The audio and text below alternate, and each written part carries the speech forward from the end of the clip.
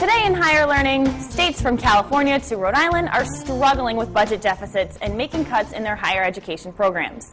The state of Washington is launching a new program to get rid of textbooks in favor of low-cost online instructional materials for their community college system.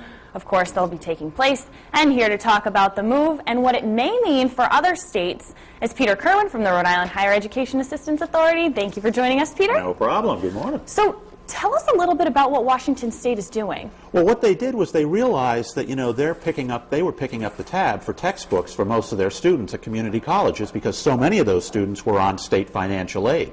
And that's a significant expense. Students were spending up to $1,000 a year on textbooks. So what they did in Washington State was they created a program where they said, we're going to cap costs at $30 a student by having most of the materials for popular courses online. We'll make it available online. They got a grant from the Bill and Melinda Gates Foundation, about $750,000 from them to create an open source library.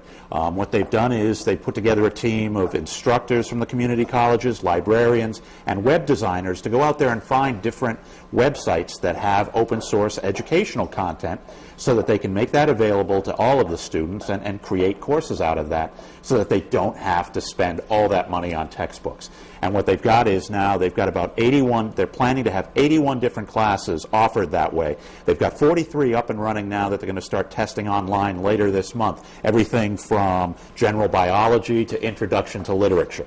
Okay, so it's going throughout every course. Yeah. And this might take away from education in the classroom as well. Do you think other states are going to jump onto the bandwagon and catch on with this trend? It's going to take a little while because, there have been some hiccups. The problem with a lot of the open source material online is that it's outdated. As one math professor joked, I've got a textbook from the 80s that I'm using online, and it refers to VCRs. I'm spending more time explaining what VCRs are to the students than doing the math. So, it's going to take a little time, but, it's an innovative effort, certainly, and I think other states are going to have to look at it just because of the budget situations so many are facing.